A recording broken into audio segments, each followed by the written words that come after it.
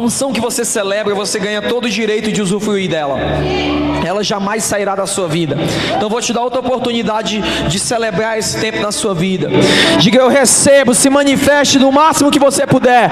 Eu recebo tudo que o Senhor tem. Amém? É isso aí. É isso aí. É isso aí. É isso aí. É isso aí. Aquilo que é ligado na terra, ligado no céu. Uou! É isso. Métodos radicais produzem consequências sobrenaturais.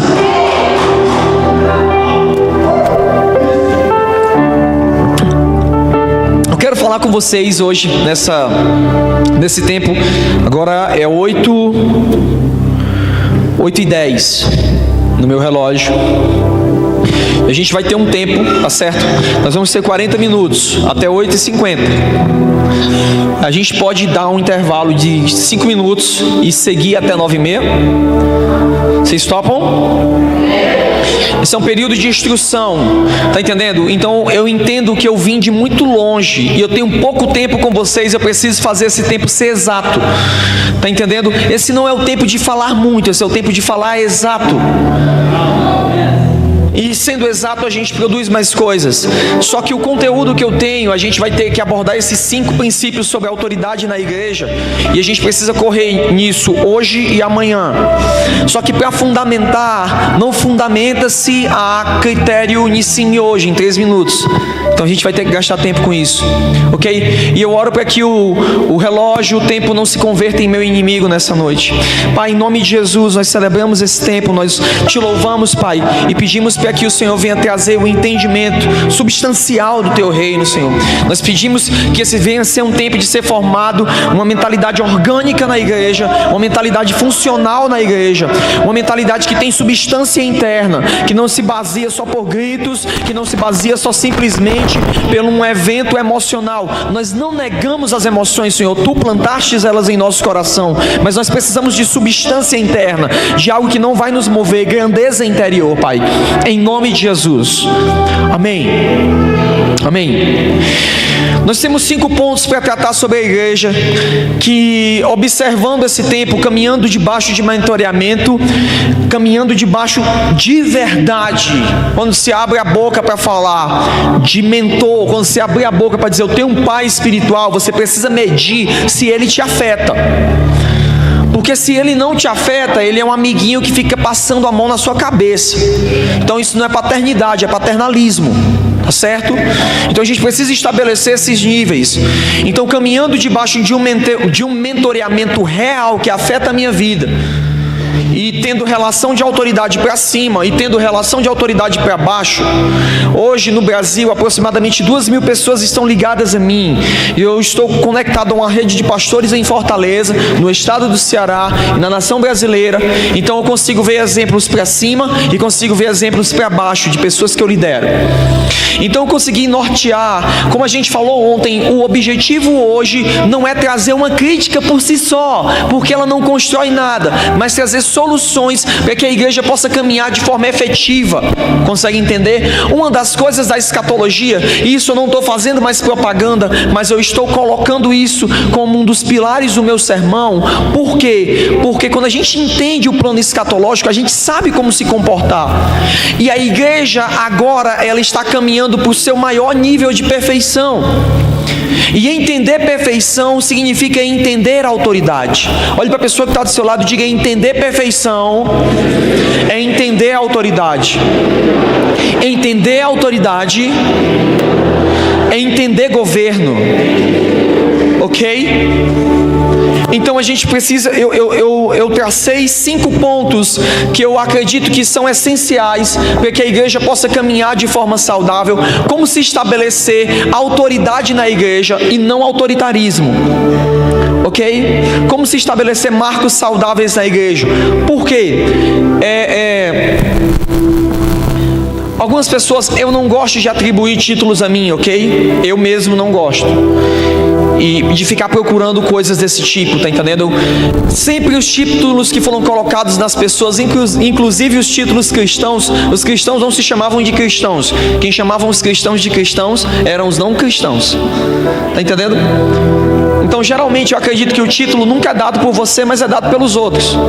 Então, atribuíram a mim, você fala da cultura de honra. Eu tenho medo, porque tudo é cultura de reino, é cultura de isso, é cultura daquilo, agora cultura de honra. Mas eu acredito que isso é uma área que, pela misericórdia do Senhor, eu ganhei autoridade para falar. A palavra autoridade, ela na sua raiz, ela significa autor. Ou seja, você só tem autoridade para falar daquilo que você é autor, daquilo que você tem domínio na sua vida, daquilo que você pratica na sua vida. Se você não pratica, se não é real na sua vida, então você não tem autoridade para falar. Então, honra não é um sermão, honra sou eu sou a honra. João Batista, ele não tinha a mensagem da voz que clamava no deserto, ele era a voz que clamava no deserto. Você precisa entender que uma palavra, quando entra na sua vida, ela não é para ser pregada, ela é para ser, você é para ser essa palavra. Deus te chamou para viver essa palavra em integridade. Então, voltando ao assunto da honra, eu começo a observar dois problemas que nós temos no Brasil. A gente tem dois extremos, e quando eu falo desse extremo, o primeiro extremo que a gente encontra na nação brasileira é o extremo do abuso. Como assim? A mensagem da honra, quando entrou no Brasil, ela entrou por uma porta que eu já fiz um pacto interior de não estar falando de instituições, mas ela entrou por um modelo que se tornou muito suscetível ao abuso. Muitas igrejas começaram a crescer. Não era comum você ter igrejas de 10 mil pessoas, 5 mil pessoas na década de 90.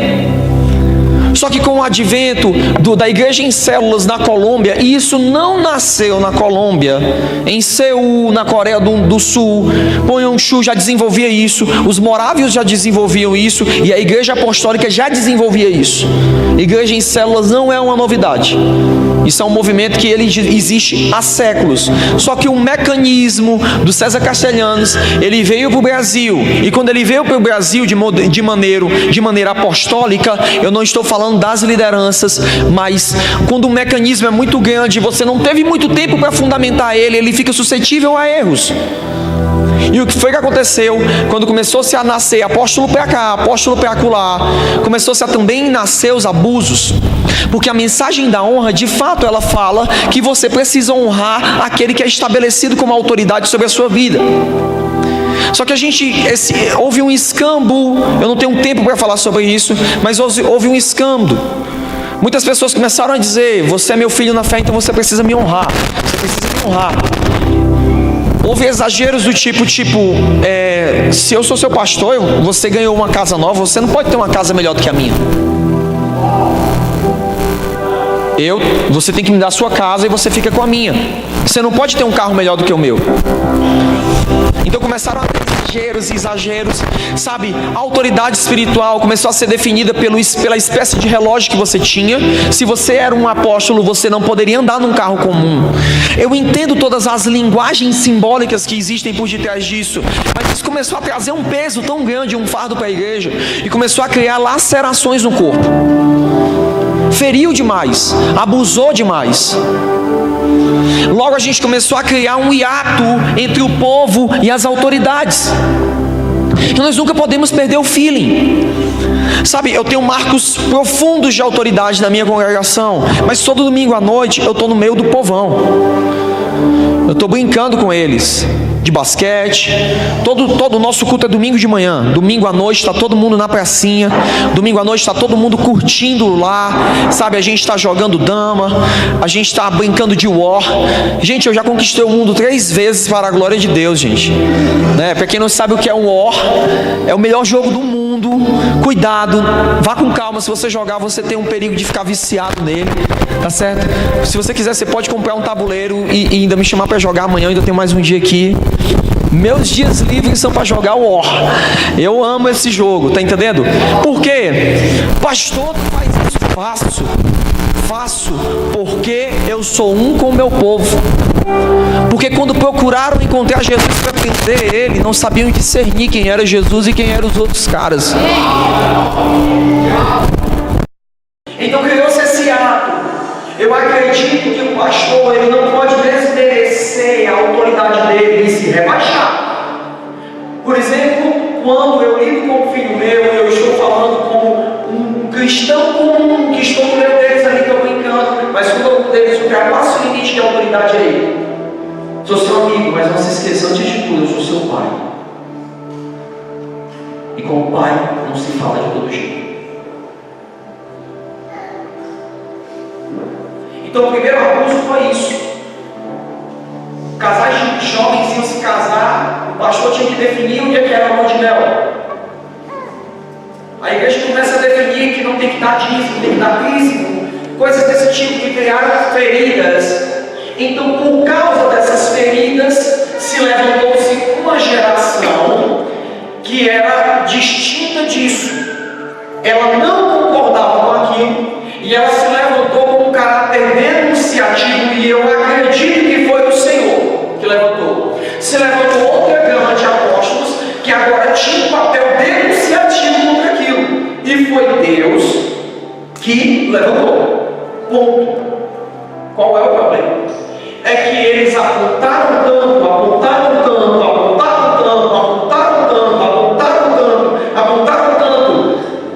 que criaram uma quimera. Foram para um outro extremo. E qual era o outro extremo? Se um extremo era o abuso, o outro extremo era a libertinagem. Era o paternalismo. E diluir a mensagem da paternidade espiritual. Como se diluiu a mensagem da paternidade? Muitas pessoas chegavam feridas a essa igreja, e esse pastor, não preocupado em ferir aqueles membros, ele começou a dizer assim: não, cara, aqui ninguém vai abusar você não, ó. Aqui você é meu amiguinho, ó. Aqui, ó, bota aqui a cabeça aqui, mano, meu amiguinho. Aqui é tudo igual, aqui não tem essa de autoridade, aqui todo mundo é simples, aqui é assim, ó, ninguém manda em ninguém, nós somos amigos, não precisa me chamar de pastor, sou seu amigo, sou igual a você. O que é que isso fez? Isso atraiu muita gente. Só, amigo, que se os céus se movem por autoridade, é besteira, é problema fugir do modelo de autoridade dos céus. Você sabe qual é o maior título do universo? Sabe qual é? O maior título do universo é o de Pai. Porque Jesus será rei de todo o cosmos. Jesus será rei de todas as dimensões do multiverso e de todas as dimensões e camadas dos céus, de todos os céus que existem dentro dos céus, e de todos os universos que existem dentro dos universos. Jesus será rei dele, rei de tudo isso. Um nome sobre todo nome, no céu, em cima dos céus, e na terra, embaixo da terra. E ainda assim, o rei do universo terá um pai. Então, se os céus se movem por princípio de autoridade, não se engane, a igreja também tem que funcionar assim. Qual foi o tiro no pé? Começou-se a criar essa geração amalgamada, um se alimentando emocionalmente do outro. Nós somos amiguinhos, vamos fazer a igreja, vamos apontar que aqueles estão errados, nós somos diferentes. Quanto tempo isso durou? Durou pouquíssimo. Porque quando você é amiguinho da ovelha, você perde a sua capacidade de afetar ela. Porque de repente o cara que era amiguinho, o pastor começa a perceber: cara, esse cara tem um olhar diferente para a galera, ele tem uns abraços diferentes, ele vai abraçar as irmãs da igreja, ele tem uma catada pela frente aqui, sabe? Ele só sabe abraçar as irmãs de frente, sabe? Eu não entendo que ele só tem palavra profética para a mulher e é no pezinho do ouvido. O que ele é? Ele é um malandrinho. E malandrinho, não mate os malandrinhos. Malandrinho precisa ser tratado. tem vários tipos de discípulo. Existe o promíscuo, existe o perverso, existe o que a Bíblia chama de o imoral, que é Esaú. Ele, tem conversa para ele não. Agora tem o malandro. E o malandro tem jeito, o malandro é Jacó. Nem todo malandro é para ser jogado fora. Ele precisa de tratamento. Não mate o malandro. Vá com calma. O malandro precisa de uma boa e velha, no cearense, mijada. Consegue entender? Precisa. Vem cá. Não tudo. Vem cá. Percebi que você anda dando uns abraços meio aconchegantes nas irmãs, né, cara? Percebi que você me dá um abraço daquele em mim, cara. Vem com esses seus abraços assim, vem, cheio de amor e carinho. Vem dar. Né, pastor, não posso nada a ver. Não, cara, você é um malandro. Você precisa aprender a deixar essa sua sexualidade exacerbada. Um pai tem capacidade de fazer isso. Um amiguinho, não. Um amiguinho não tem. Porque quando o amiguinho fala: ô camarada, tá na hora de deixar de vagabundagem. Sabe o que é que o amiguinho vai dizer do outro lado? Quem você pensa que é, mano, pra falar assim comigo?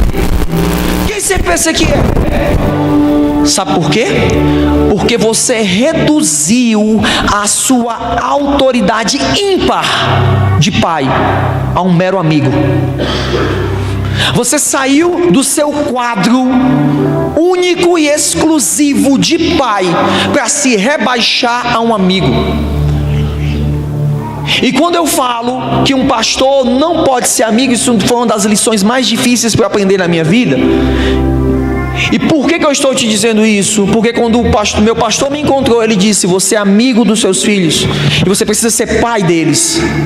Isso para mim é muito complicado, porque eu tenho algumas ovelhas que eu caminho com elas, como por exemplo a minha filha Ohana. Eu conheço ela desde quando eu tinha 12 anos de idade. Como eu não vou ser amigo dela?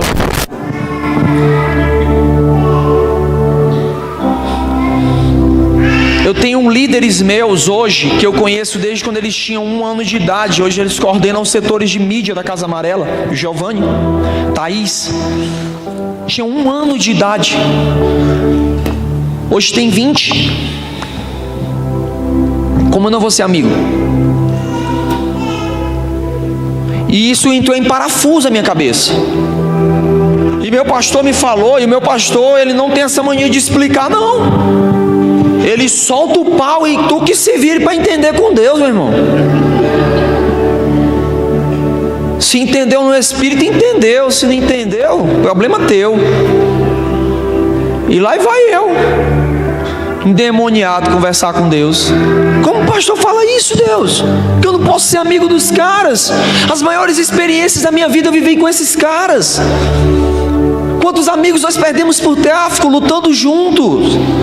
Quantas histórias, quantas viagens? Quantas vezes nós sangramos juntos? Como eu não vou ser amigo deles? Aí Deus falou: filho,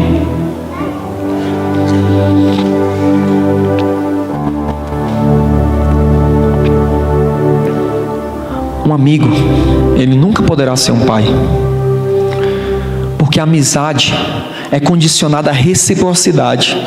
Você trata bem seu amigo, teu amigo te trata bem. Se teu amigo te tratar mal, tu deixa de ser amigo dele. Paternidade não. Paternidade não depende de reciprocidade. Se teu filho te tratar mal, tu não deixa de ser pai dele. Se teu filho te trair, tu também não deixa de ser pai dele. Se teu filho falhar, tu não deixa de ser pai dele. Porque paternidade é superior à amizade. Um amigo jamais poderá ser um pai, porém um pai poderá ser um amigo. Então eu entendi que Deus não estava me privando de ser amigo, mas Deus estava estabelecendo que meu papel primordial é ser pai. Então eu tomei a chave de governo sobre a minha igreja. Eu não impus nada, essa foi uma batalha minha e de Deus. Eu só entendi. Eu não me feria mais com os problemas e déficits deles. Eu não tinha mais problema se quando eu chegava na igreja, talvez 2 ou 3 não vinham falar comigo. estava suprido emocionalmente. Agora eu era pai. Quando eu saí da posição de amigo, eu comecei a afetar muito mais os meus filhos. Um pastor que é amigo, ele penaliza as suas ovelhas, porque ele não tem capacidade de conduzir elas de um local ao outro. Eu acho que hoje eu não consigo chegar no final do sermão. Talvez vocês me expulsem daqui. E eu nem entrei ainda no primeiro ponto.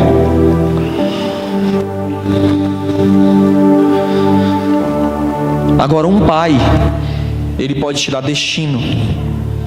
E destino não é uma coisa que se constrói com tapinha nas costas. Eu tenho gente do Brasil inteiro para me dizer assim: você é tão legal. Mas só um gordinho com sotaque castelhano lá do Rio Grande do Sul tem a capacidade de colocar o dedo na minha cara e dizer: para,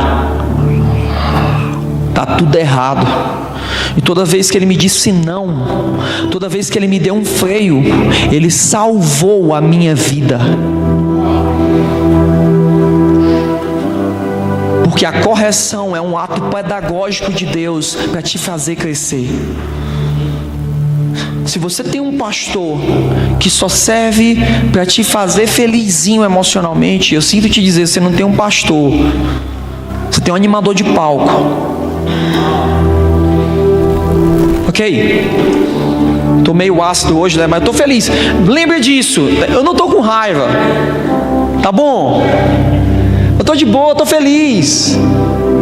I'm so happy. É porque quando começa a falar dessas coisas, é onde o meu homem interior ele cresce. Então começa a trazer a profundidade disso, de como precisa consertar essas coisas. Então vamos lá, as 5 questões na igreja, ok? Quais são as 5 questões? Primeira, a maturidade na igreja, quem é o maduro. Segundo, a democracia na igreja, é um ponto que nós precisamos falar. Terceiro, a integridade e transparência dos líderes. Quarto, não fuja de mim, meu tópico. Só um momentinho.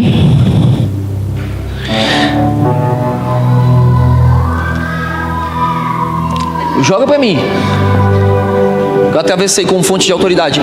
Primeiro, a democracia, a maturidade na igreja. Segundo, a democracia na igreja. Terceiro, transição de pessoas. É porque o tablet me equivocou.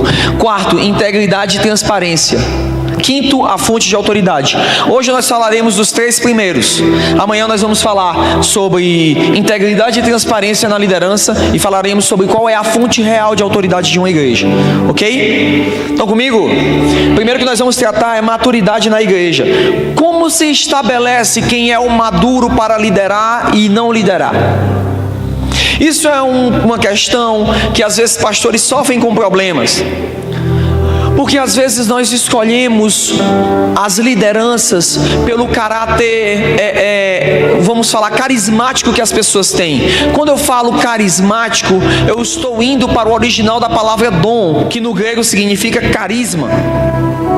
Logo, nós escolhemos as lideranças muitas vezes pelos dons que eles têm.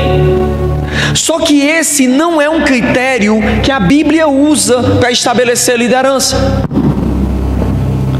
Para você entender o que eu estou falando, o discípulo mais capacitado que Jesus tinha em nível institucional foi justamente aquele que o traiu.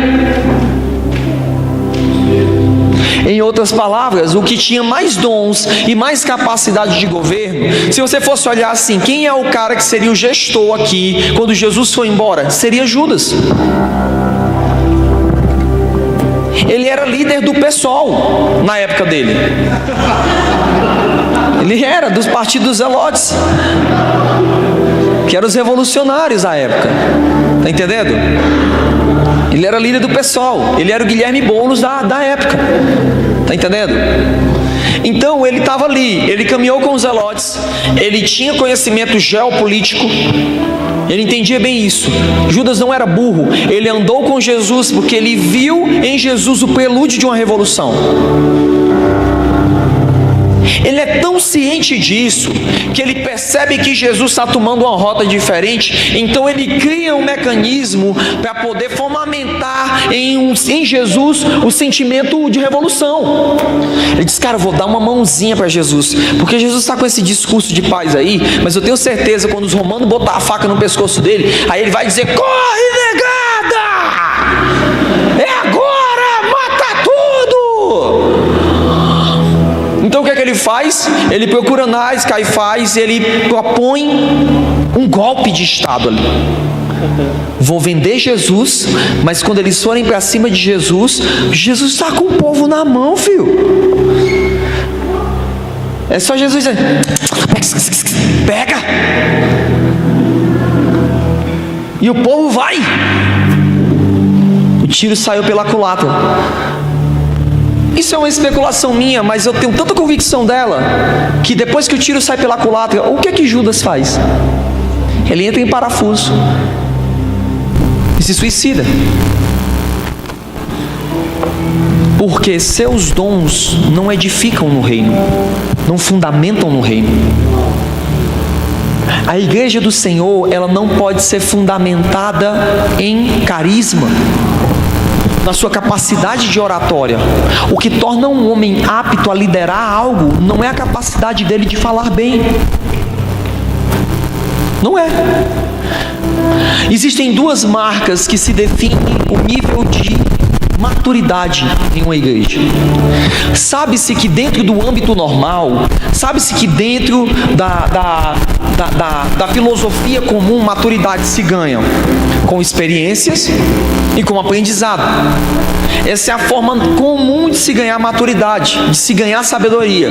Eu estudo, eu compro livros, eu leio, eu me informo, e com o somatório de informações da minha vida e experiências, eu me torno maduro. Essa maturidade se ganha só com o tempo. Consegue entender? Então, um homem, quando chega por volta dos seus 50, 60 anos, é para ser de praxes um homem maduro. Esse é outro equívoco quando se trata de liderança na igreja. A gente acha: o cara é mais velho, então ele está apto a liderar. Irmãos, eu sou pastor de pastores. Você não tem noção de quantos adolescentes espirituais eu tenho que lidar com 50 e 60 anos de idade. Eles, pelo perfil do mundo, são homens que eram para ser maduros, mas eles vêm do histórico de últimos 30 anos, colocar sua família em risco, colocar o casamento em risco, não priorizar sua esposa e filhos. Vem de um desgaste emocional, financeiro.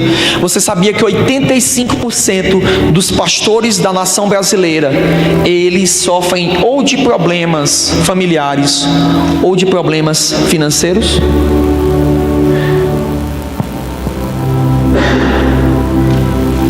Nós fazemos parte dos mínimos 15% que estão felizes.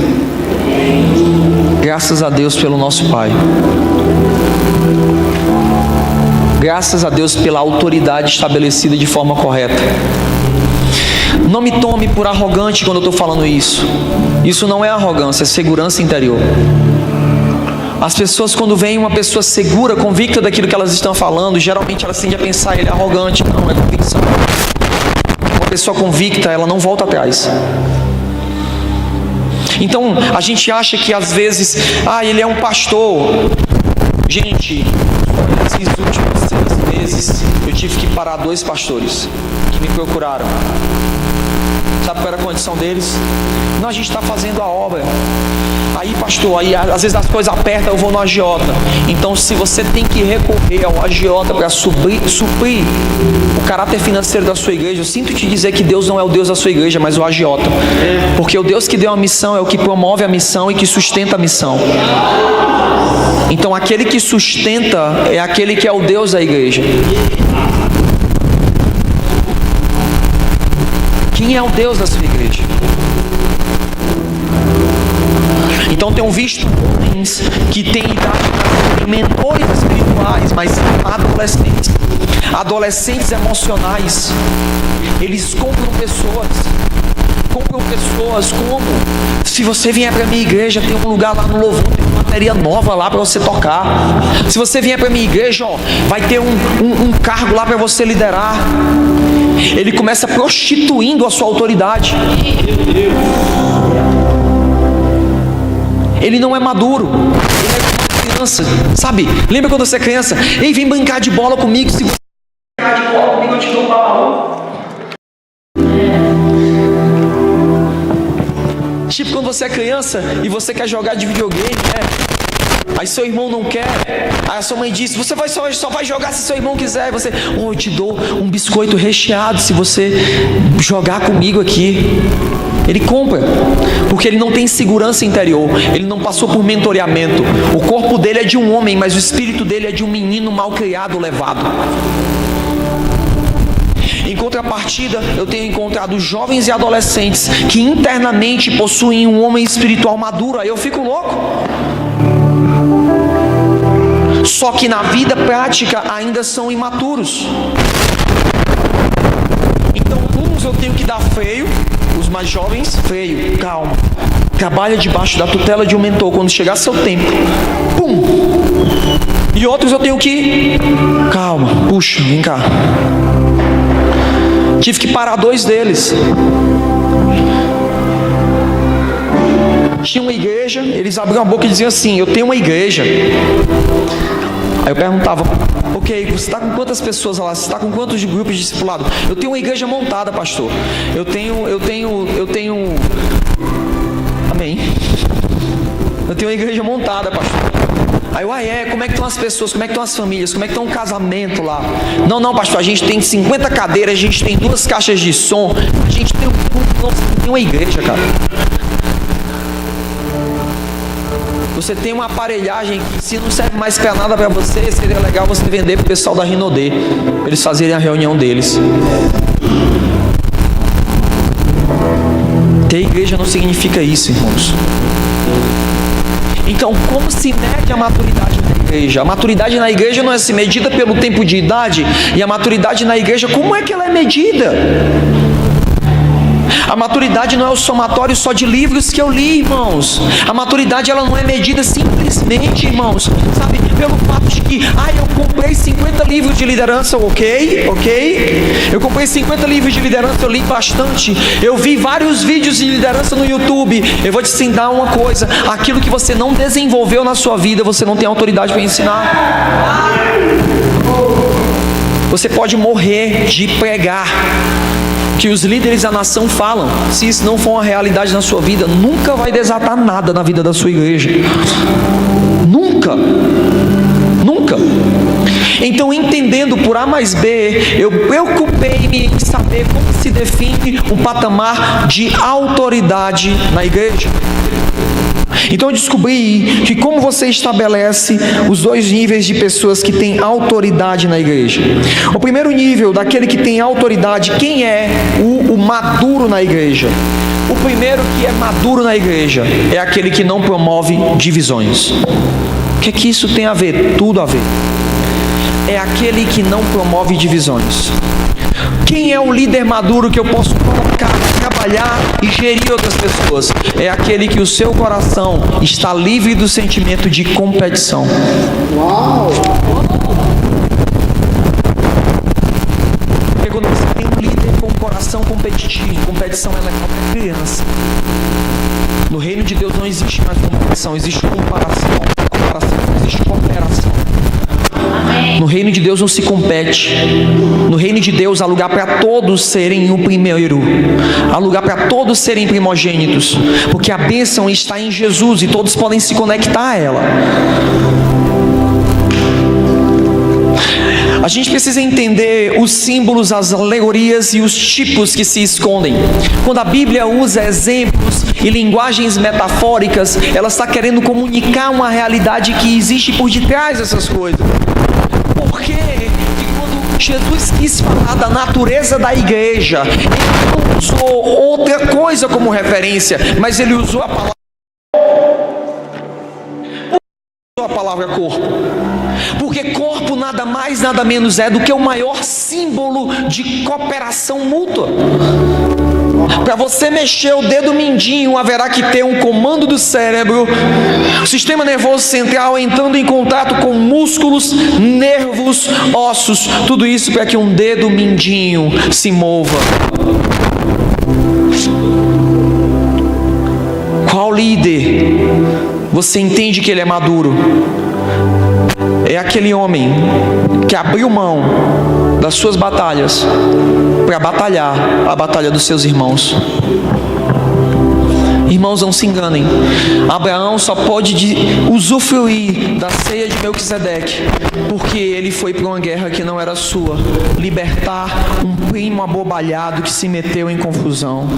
Quando você encontrar esse nível de maturidade, de não se escandalizar mais com os erros do seu irmão, de não se ferir mais com as feridas que ele produz em você, então você já entrou no primeiro nível da maturidade. Você é inferível.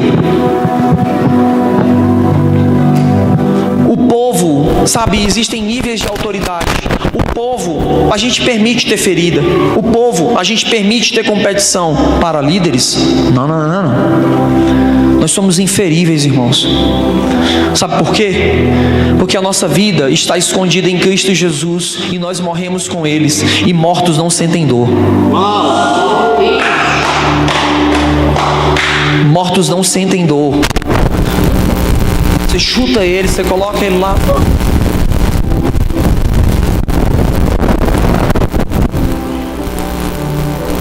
Então, quando não há mais competição, porque existem muitas pessoas que estão fazendo, eu falo isso porque eu já tive que lutar contra a competição na minha vida, irmãos.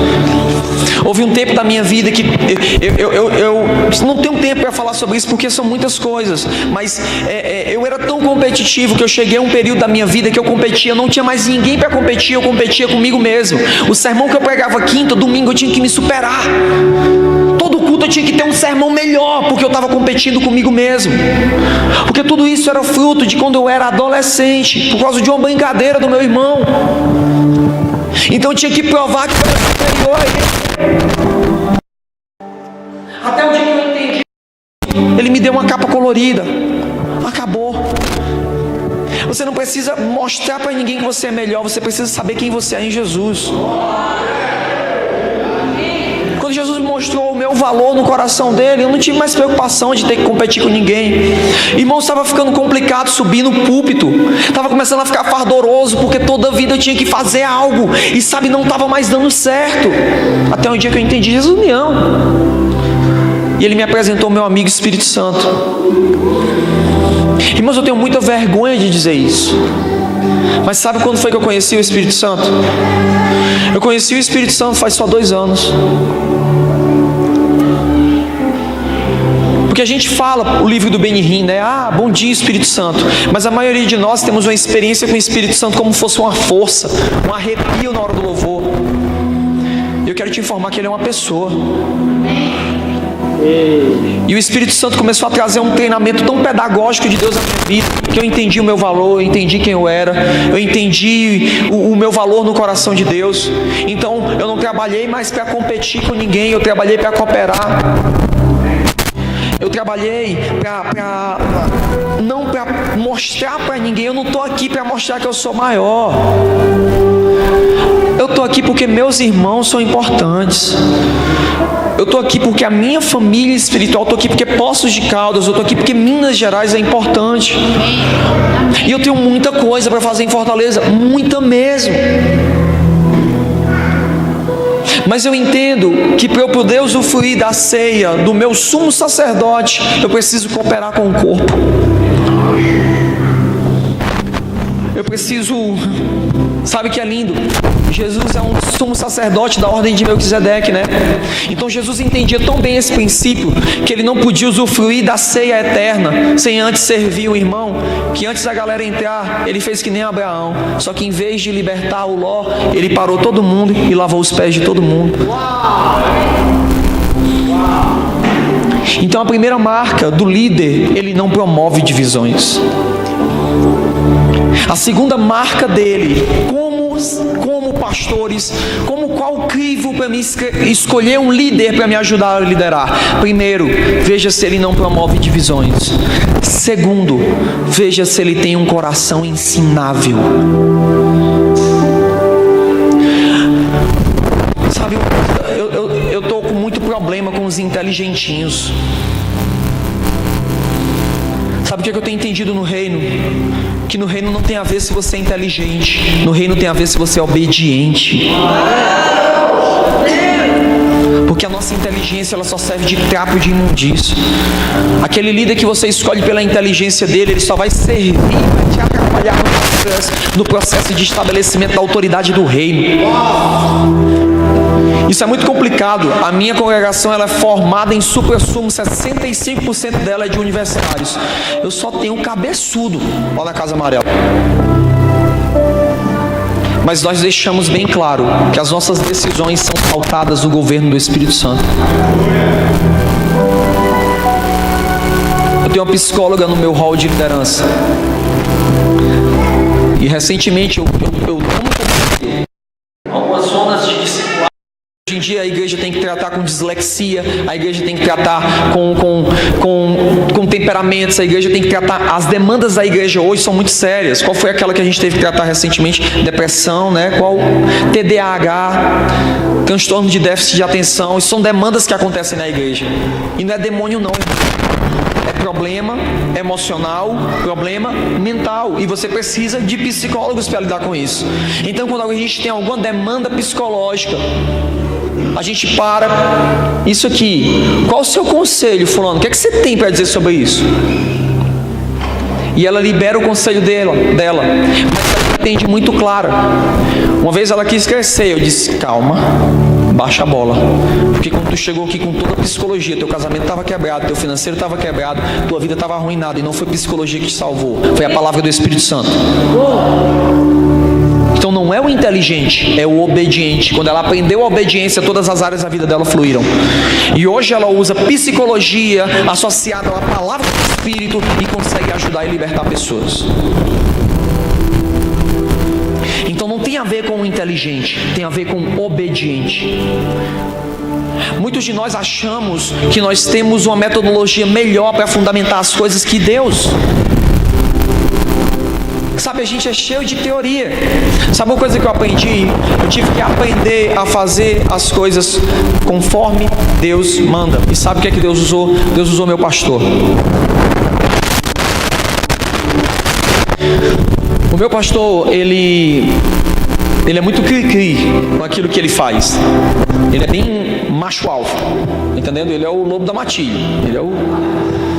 Então, todo mês em janeiro, vou trabalhar com ele, servindo numa escola lá no Rio Grande do Sul, que aliás, aconselho para você, é a melhor escola que eu vejo hoje no Brasil. Se prega em muitas escolas. E essa para mim é a melhor, que você pode entrar e trazer uma mudança, uma metanoia na sua vida, é a escola de realinhamento. E todo ano eu estava servindo lá. Estou servindo lá. Então quando foi no primeiro ano que eu servi, eu sou muito proativo, tá entendendo? Então eu sou sempre o cara que está querendo implementar. Então meu pastor pedia assim, ó, liga o som. Eu ligava o som, ligava a iluminação e colocava a projeção. Aí quando ele vinha chegando, o que acontecia? O fio da projeção encostava no fio do som, queimava tudo, ele chegava e não tinha nada. Porque a horrenda coisa é caminhar com um homem de autoridade. E toda vida que eu queria fazer algo legal, a gente precisa entender que quando você caminha perto de uma instituição, você precisa entender que tudo vem para fora.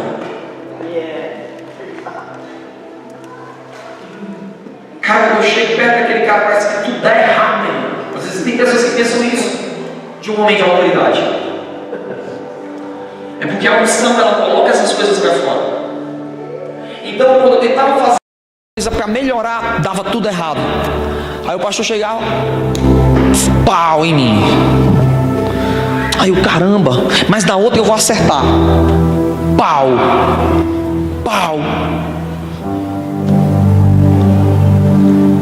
Até que eu entendi a verdade que se esconde por detrás da aparência. Autoridades são constituídas para serem modelos referenciais. Quando Deus, Ele quis se revelar à humanidade, você precisa entender que em supra-sumo você não conseguiria entender Deus. Nem os anjos conseguem entendê-lo. Então Ele criou figuras de autoridade para que você pudesse ter uma noção de cada faceta do que Ele é. Quando Ele necessitasse se revelar a você como Deus que ensina, Ele precisava de uma figura que desse norte. Então Ele criou o professor. Para quando você olhasse o professor, Deus é igual ao professor. O professor me ensina, Deus me ensina. Quando você quisesse entender o cuidado do Senhor, Deus é igual ao guarda, o policial, Ele protege, Deus me protege. Quando você quer entender o poder de gestão de Deus, você olha para o prefeito. Poxa, da forma como Deus governa a cidade, Deus governa a sociedade. E por isso que o diabo ele trabalha tanto contra figuras de autoridade. Então, quando Deus queria que você entendesse o cuidado, o amparo, o destino e a visão, Ele criou a figura do Pai. Por isso que a figura do Pai é tão assolada. E quando Deus queria que você entendesse o papel governamental de cuidado, Ele criou o pastor. Então eu entendi que quando eu não fazia as coisas conforme o que o meu pastor me pedia, eu não estava desobedecendo o meu pastor no meu desejo de implementação, eu estava desobedecendo a Deus, porque meu pastor é uma figura de quem Deus é. Estão entendendo? Ok? Então o que é que isso queria dizer? A verdade que se escondia por detrás da aparência. Então, quando eu entendi isso no meu espírito, eu comecei a obedecer as coisas do jeito que meu pastor pedia. William, liga o microfone. William, deixa a água ali, com a tampa. Tá bom, pastor? Microfone ligado, a tampa está aqui. Sabe o que dava errado? Nada. Aí você vai perguntar, o que é que isso tem a ver? Quando eu aprendi a obedecer os direcionamentos cabalmente do meu mentor, aí Deus chegou para mim, agora sim, você está apto a me ouvir. Porque se você não tem capacidade de obedecer direcionamentos mínimos de um homem que você vê, como você vai obedecer direcionamentos estratégicos para uma cidade de um Deus que você não vê? Cuidado. Está entendendo? Talvez não seja só o pastor, talvez não seja só o discipulador. Você precisa aprender a ver a realidade que se esconde por detrás das coisas. Então, quando eu aprendi a obedecer o meu pastor criteriosamente, meu nível de autoridade em Deus ele mudou. Deus começou a comunicar coisas estratégicas muito mais profundas. Sabe por quê? Deixa eu te explicar uma coisa. No reino de Deus não há poder, não há liberação e não há oportunidade, sabe, para improviso. Porque o plano já é perfeito demais. E você não é tão bom assim para dar um improviso no plano de Deus. Ele não precisa de pessoas, sabe, inteligentinhas. Ele precisa de homens e mulheres que obedeçam criteriosamente. Quem é o maduro na igreja? Aquele que obedece bem. Vamos ao nosso intervalo, a gente volta daqui a 5 minutinhos, ok? Diga comigo, aquele que não divide e aquele que tem um coração ensinável. Vamos lá, aquele que não divide e aquele que tem um coração ensinável. Quem é o maduro na igreja? Aquele que tem um coração ensinável e aquele que não divide. Ok? Pastor, eu pensava que o maduro era aquele que tinha experiência de vida e ensino. Também, tá bom? Agora a gente está falando de maturidade para liderar. Amém. Você precisa considerar esses aspectos, tá certo? A questão da maturidade de vida e conhecimento adquirido, isso já está implícito, já está ali. Tá entendendo? Não precisa. Vocês estão com frio, hein? Meu Deus, estou com pena de vocês, cara. É, né? Ok. Segundo ponto, democracia na igreja. Qual é o problema? Nós que formamos nossa mentalidade. Eu acho que eu vou pregar ali para ver se vocês continuam olhando para mim. Tá bom?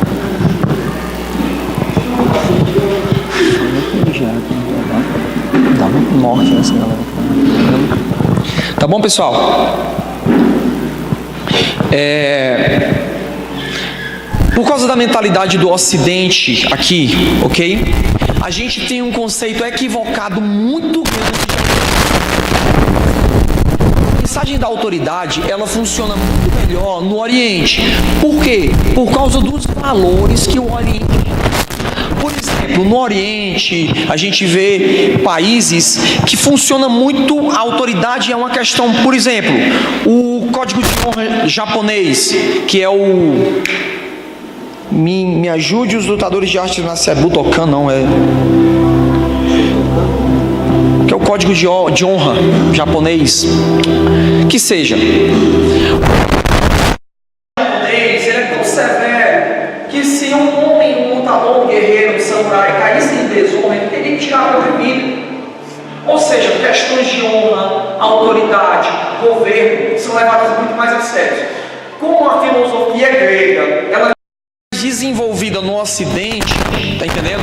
Na Europa, e a América foi influenciada pelo pensamento liberal, Revolução Francesa, igualdade, fraternidade e liberdade francesa. Esse conceito de democracia chegou até nós. Então, isso vai parecer agora acerca de liderança na igreja, tá certo? Quando nós tratamos de liderança na igreja, amados, a gente precisa entender que o padrão que existe no mundo não é um padrão que existe no reino. Por exemplo, dentre os melhores governos do mundo, melhores sistemas, a monarquia inglesa, o comunismo espalhado no mundo que não presta para nada, as inúmeras outras coisas que aparecem. Então, se tiver um comunista aqui, Deus te perdoe em nome de Jesus, amém? Jesus te ama, amém? Dentre todos os governos, o anarquismo, o comunismo, a monarquia e todos os outros, qual o melhor governo humano para se trabalhar? Democracia. Isso é irrevogável, isso é inevitável. A democracia por quê? Porque a democracia já está falando. Demos, povo, kratos, poder. O poder que vem do povo. Então, qual é o problema que a gente tem, gente? O problema que nós temos é que nós pegamos a vigência da democracia e nós queremos aplicar dentro da igreja. E isso é um problema muito grave. Por quê? Porque Deus não é democrata. Ok? Deus não é democrata. Não existe votaçãozinha de anjo, querubim e serafim para escolher quem são as pessoas a qual Deus vai delegar a unção. No céu não tem urna eletrônica. Tá bom? Graças a Deus. Então, quando a gente começa a entender algumas coisas, o poder do povo na Bíblia, toda a vida só serviu para fazer confusão. Quando o povo entrou na Bíblia para fazer um plebiscito, deixaram o governo orgânico de Deus e escolheram uma monarquia. Aí Deus mesmo falou para Samuel, eles vão escolher reis para cobrar tributos deles, para pegarem as filhas deles, para pegarem os filhos deles para serem escravos. Mas eles querem? Tá bom. Eles já tinham um rei. Então, no governo de Deus, os céus é governado por uma família, um pai, um filho e o Espírito Santo. Então isso é um grave problema quando a gente pega a nossa mentalidade geopolítica e quer colocar dentro da igreja. Por exemplo, fala-se de igrejas que, sabe, se eles não gostam do que o pastor está fazendo, fazem uma assembleia e voltam para a desinstituição do pastor. Conheço igrejas que no período de 5 anos trocaram 3 vezes de pastor. Não estamos indo muito bem, fazemos uma comissão, fazemos uma assembleia e retiramos o pastor. Porque esse pastor não prega muito bem. E quando se trata de democracia, você líder, você pastor, você precisa entender o governo de Deus. E no governo de Deus, Deus usa homens. Ah, mas isso aí é autoritarismo. Não, porque se você for fiel ao Espírito, você será a melhor voz para conduzir o povo. Quando nós falamos disso, nós estamos querendo dizer que o povo não tem capacidade de escolher qual é o seu melhor destino. Isso cabe a nós, homens de Deus, nos dedicarmos a entender isso. Vou dar um exemplo. Na minha igreja, eu não visito por programação. Na minha igreja, ok? Eu não visito. Pastor, você não visita? Eu não visito nenhum membro meu, a não ser que eu queira. Alguém me chamou, pastor, vem aqui em casa e tal. Vou por amor, não por uma imposição de uma agenda. As pessoas abrem a boca e dizem assim: meu pastor é tão bonzinho, ele vai lá em casa. Faz isso com 300 membros, faz isso com 400 membros, você vê. Irmão, se eu for visitar todas as pessoas da minha igreja, se eu visitar uma por dia para ter uma conversa de qualidade, vai demorar 1 ano e 4 meses para eu visitar todas. O pastor fica louco se fizer isso. E sabe o que acontece? Pastores democratas e demagogos que querem fazer a vontade do povo. Porque eu quero ser bonzinho para você. Começa um tempo de família. Porque filho de pastor, eu vou te explicar aqui, abro um parênteses, eu vou te explicar uma coisa. A Valentina, ela não é filha de pastor, ok? Ela não é. Ela é filha do Wagner, da Edilene. A gente tem um problema. Eu não vejo ninguém dizendo assim para o filho de advogado: o filho de advogado, ele tem nome, mas filho de pastor parece que é legado a perder a identidade. O Guilherme é filho do William e da Samara. Então comece a respeitar os filhos de pastores que você conhece. Ele tem nome e ele tem identidade. Nome e identidade. O menino coloca uma gravata, uma camisa social, o pessoal já chega: o pastorzinho. Isso cria um problema tão sério, porque você não tem noção de quantos pastores que eu já tive que aconselhar que seus filhos e as suas esposas odeiam a igreja, tem nojo da igreja, porque a igreja roubou tudo que eles... Porque os caras têm que estar todo dia na casa das pessoas para poder suprir. Porque meu pastor é bonzinho. E daí ele deixa de cumprir a real tarefa. Eu vou te explicar uma coisa: o pastor não foi chamado para fazer visita. E eu vou te explicar biblicamente. Quando começou a ter problema na igreja apostólica, porque os apóstolos começaram a ter que separar a briga de viúva A com viúva B, a palavra do Espírito veio e disse que eles precisavam distribuir a autoridade. Daí os diáconos são estabelecidos. Por isso o grupo de discipulado existe na igreja. Eu tenho muito acesso ao meu de ter acesso. Mas só que eu posso não estar com minha ovelha todo dia, mas o meu discipulador está. E a unção que cai sobre o meu discipulador cai sobre ela. Logo, a unção que cai sobre mim cai sobre a minha ovelha. Pastor, você não visita? Não. Sistemático. Porque se eu fizer uma visita numa quinta tarde, que é o dia que eu separo o meu estudo, eu vou, aquela família libera uma palavra e leva a família. Mas se eu não visitar na quinta tarde, eu estudo quinta tarde. E eu me encho. Eu subo no púlpito e eu não resolvo o problema de uma pessoa, eu resolvo o problema de 300. Porque pastores e líderes foram chamados não para as mesas, mas para o ministério da oração e da palavra. Então muitas vezes eu estou vendo pastores se desgastando numa tarefa que não é deles. Não é deles, para poder suprir a democracia na igreja. As pessoas chegam para mim e dizem assim: pastor, vim para cá porque meu pastor nunca foi na minha casa. Eu disse: irmão, então pode ir embora, porque eu não vou na sua tão cedo.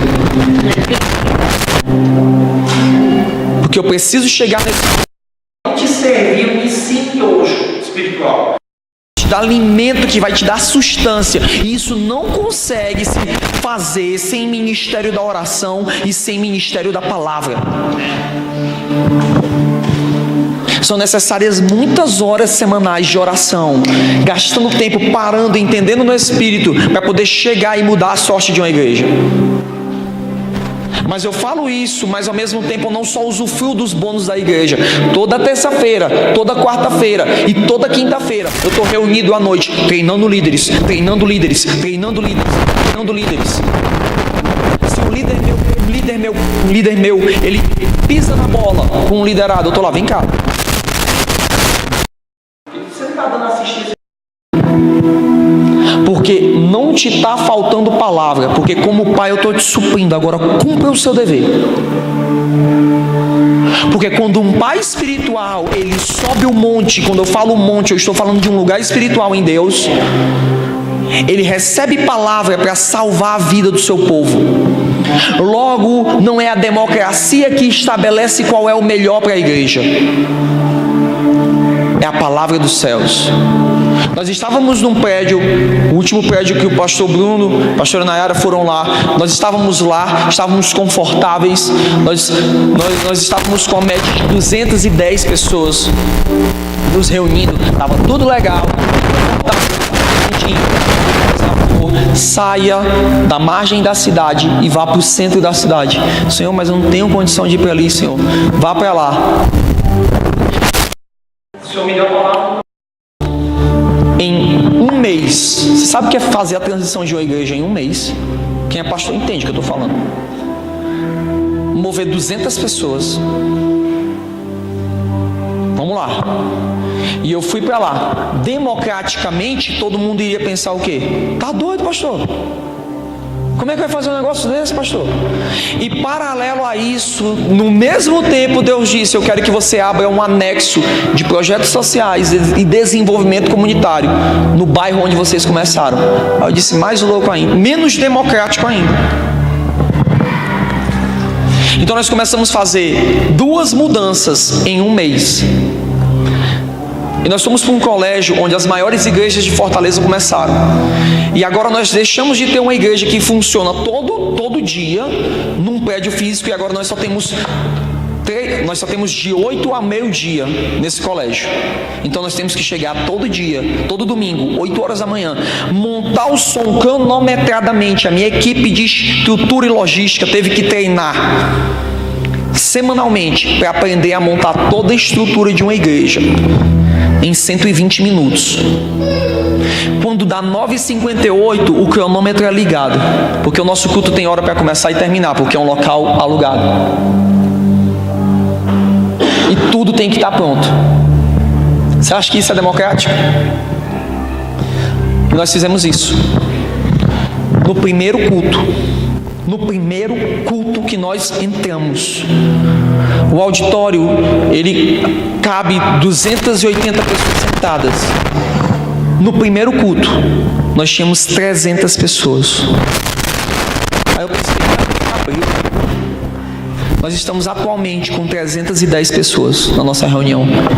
Em um mês, a igreja cresceu 100 pessoas. Sabe por quê? Porque nós não fomos democráticos. Nós esperamos na palavra do Senhor. E quando nós nos mudamos para o centro, já tinha um povo nos esperando. Se eu tivesse ficado no local onde eu estava, 100 pessoas, Deus teria remanejado para outro local, para alguém que fosse tivesse capacidade de obedecer a palavra do Espírito. Não é muito bom. Por obediência à palavra do Espírito. Nós fomos para lá e começaram a ouvir gente de todo canto. Começaram a chegar novos empregados. Começaram a chegar novas pessoas. Nossa arrecadação mudou. Nosso público mudou. Hoje nós somos uma igreja referência na cidade. Tudo isso não foi por democracia, foi por obediência ao Espírito. Pastores que entregam o governo democrático da sua igreja, eles abrem um precedente para grandes erros. Eu tenho um conselho que ele me assessoria, me ajuda, mas os meus líderes sabem, quando alguma decisão vem até mim, eu abro a boca e digo: eu vou orar. E orar no grego significa orar, no hebraico também significa orar, no jamaicano também significa orar. Namekuseidin significa orar. E eles sabem que eu só tenho uma resposta quando o Senhor falar comigo. Porque eu não me movo democraticamente. Pastor, é autoritarismo. Não. É poder de obediência. Porque eu não posso carregar sobre mim o erro. Hoje, se eu errar, 2.000 pessoas caem. Eu não tenho poder para adaptação, filho. Eu não tenho poder para adaptação. Eu preciso obedecer criteriosamente. Então, a questão da democracia é um fator que nós precisamos prestar atenção de forma muito poderosa. Então, entendemos essa questão de democracia. Vamos lá, Deus, diga comigo, Deus não é democrático. Deus, Ele é governamental. Eu vou te explicar uma coisa, a vontade do Senhor, ela é boa, perfeita e agradável. Talvez a vontade democrática não seja isso. Tem coisas que muitas vezes vai parecer bom aos nossos olhos, mas nós precisamos de um grupo que esteja extremamente atento àquilo que o Espírito Santo está falando. Entende? A terceira coisa e última coisa que nós vamos falar nessa noite, talvez ela seja mais simples, mas a mais dolorosa para os pastores, é a transição de pessoas. Toda vida que você caminha no nível, vamos entender uma coisa, toda vida que você transiciona uma unção e você sai de um estágio espiritual e vai para outro, toda vida que uma igreja ela transiciona na visão que ela tem e ela vai para um novo nível, os pastores precisam entender que pessoas sairão e pessoas virão. Pastor, você precisa entender primeiro uma coisa: você não tem a patente da vida de ninguém. Você não é dono da vida de ninguém. Você é apenas um mordomo que cuida das coisas do seu Senhor. Então você precisa entender que existem pessoas que vão colaborar com aquele tempo. E quando aquele tempo terminar, naturalmente elas vão sair. E qual é o grande problema? É que muitas vezes nós vivemos uma temporada com pessoas X, e quando Deus está nos chamando para um novo tempo, esse novo tempo muda a visão, esse novo tempo muda a unção. E a primeira coisa que Deus faz é retirar as pessoas que não vão colaborar com aquela visão. E o que é que você faz de maneira torpe? Você pega e começa a querer segurar aquela pessoa. Ah, por favor, não vá. Irmãos, eu preciso te explicar algo sobre divórcio espiritual. Quando um filho espiritual seu, quando uma ovelha espiritual sua chega e diz assim: eu não quero caminhar mais com você, você precisa entender que esse divórcio, esse rompimento não aconteceu naquele momento. Para um casal chegar ao divórcio, eles não chegam e olham um dia na cara do outro e dizem assim: não quero mais ficar com você, não quero mais ficar com você. Primeiro, eles param de respeitar uns aos outros. Depois, eles param de ter afeto uns aos outros. Depois, eles se tornam apáticos uns aos outros. Depois, eles começam a dormir separados. Até o dia que eles veem que não tem mais nada em comum. E decidem um para um lado, outro para o outro. Pastor, quando alguém diz que não quer caminhar mais com você, é porque o coração dessa pessoa já está divorciado do seu há muito tempo.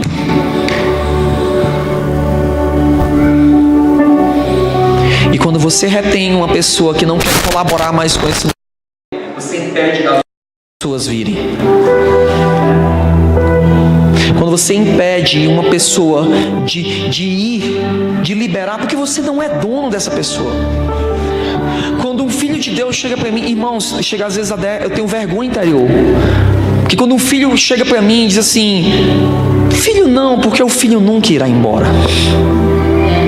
A gente precisa saber, pastores e líderes, saber discernir em nosso povo quem é o povo, quem é o filho e quem é a pessoa que está ali para passar um tempo. Nem todo mundo que está debaixo do teto é filho.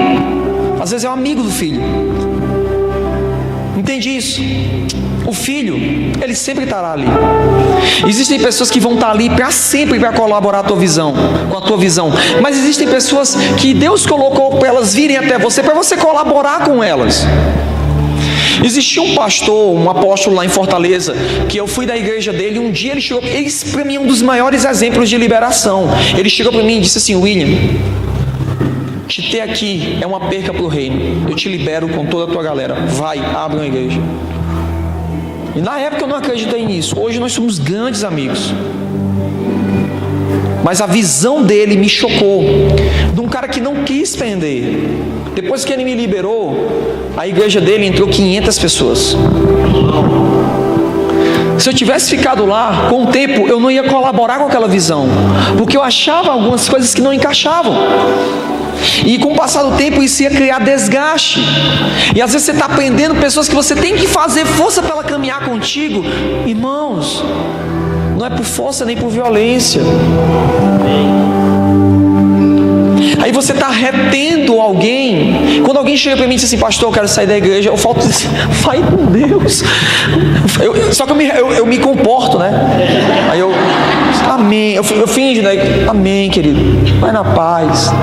Porque eu sei que para cada filho que eu libero, para cada pessoa que eu libero, Deus está me mandando 10 filhos.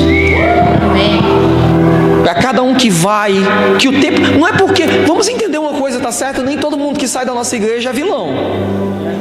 Às vezes a pessoa simplesmente acabou o tempo dela ali. E o que a gente faz? Tchau. Sem retalhar, irmão. Sem liberação fake. Sabe o que é liberação fake? Você libera a pessoa, vai com Deus, amém, tem minha bênção e tal. Quando é no culto você chega: ó, irmão, o Satanás já saiu da igreja. Irmãos, agora nós vamos crescer, porque toda barreira e pedra de tropeço que tinha aqui nessa igreja, mais ou menos por ali, ó, foi embora. Deus arrancou o joio do nosso meio. Não, faz isso não. Porque quando tu amaldiçoa, aí castra a colheita que tu ia ter. Meu Deus. Quando tu semeia um irmão precioso no reino, tu precisa entender a colheita do reino. Toda vida que eu libero alguém da Casa Amarela, Deus me manda 10 pessoas que vêm para trabalhar. Que, pastor, vamos embora, estou contigo, e gente boa.